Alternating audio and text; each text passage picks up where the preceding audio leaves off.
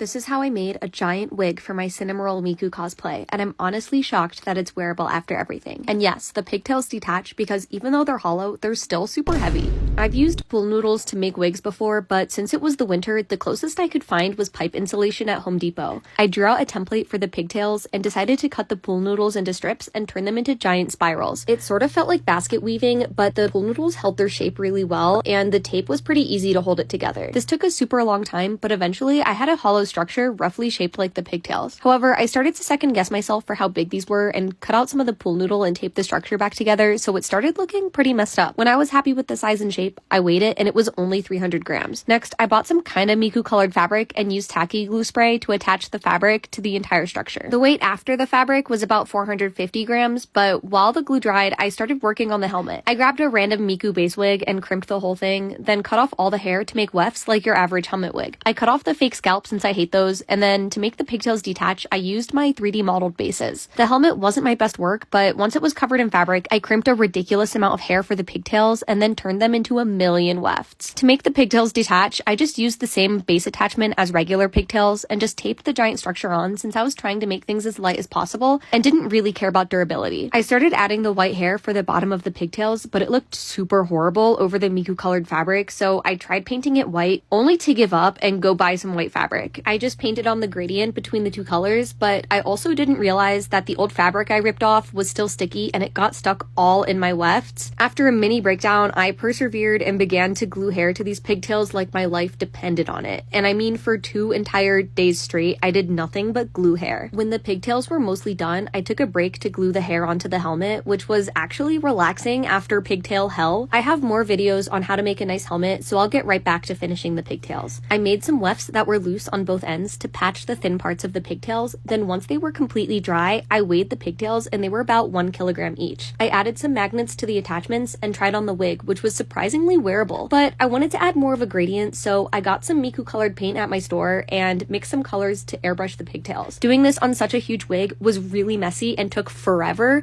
but the pigtails looked so good after. As for the rest of the costume, I'll have to talk about it in another video. My friend Gian engineered a dress with biblical volume to help me really bring the figure to life, and it actually involves a hula hoop. Overall, I'm super proud of how this cosplay turned out, and I'm already thinking about what I'll make next.